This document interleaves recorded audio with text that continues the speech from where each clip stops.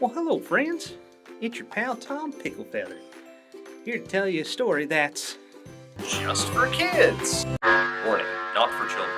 Hello everybody, it's your pal Tom Picklefeather, here with another fun story. Today's story is a little spooky because it's about a vampire, but not the one you're thinking of. Oh no, we're gonna give Mr. Dracula a break and talk about another vampire named Count Orlok, who's kind of inspired by Count Dracula. In this story, Mr. Orlok tries to force someone to be his friend, and well, we're gonna see how that goes in Nosferatu. Once upon a time, there was a woman named Ellen, and she had very scary dreams. She would keep dreaming about this fella, Count Orlok, who would keep, saying, hey, you should be my friend.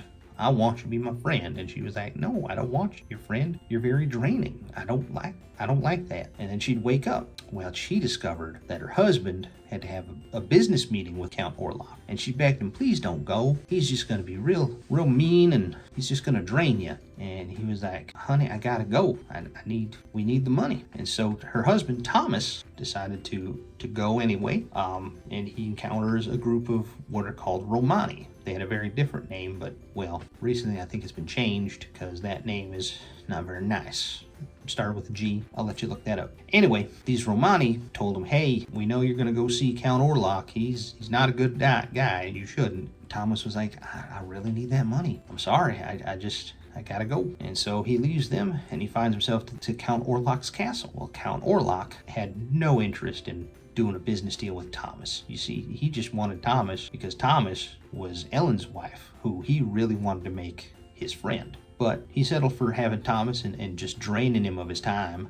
Just say, hey, we're only going to do what I want. And Thomas was just getting sick for having all his time drained. So Thomas escaped, and he managed to find a group of nuns who nursed him back to health, because he had been so drained of time that it was making him physically ill. Well, what he didn't know is Count Orlok followed him back to London.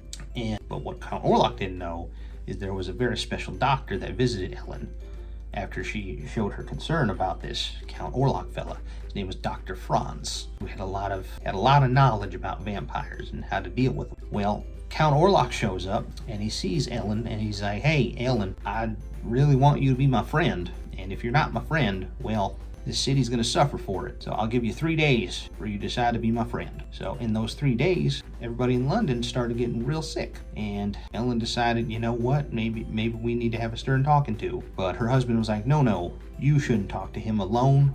I'll talk to him. So Ellen said, okay, well, I know he's going to be staying at this place. Y'all should go see him and give him a stern talking to and make sure he stops being mean and making people sick and draining other people's time. And they were like, okay, we'll go see him. Well, they show up and he's not there, and they found out Ellen had fibbed because she wanted to talk to Count Orlok and say, listen, I'll be your friend. And this is her talking to Count Orlok. She said, I'll be your friend, but you gotta stop draining people's time. Sometimes you have to do what other people want to do, because that's what good friends do. They take each other's feelings into account.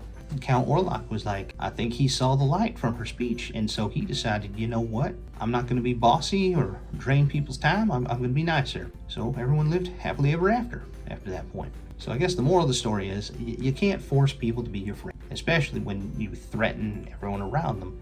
It's just not nice. It's not a good way to make friends, and they'll never really be your friend if that's how you make friends. So I think that is the moral of that story. Well, until next time, just remember, I love you, and take care of yourselves.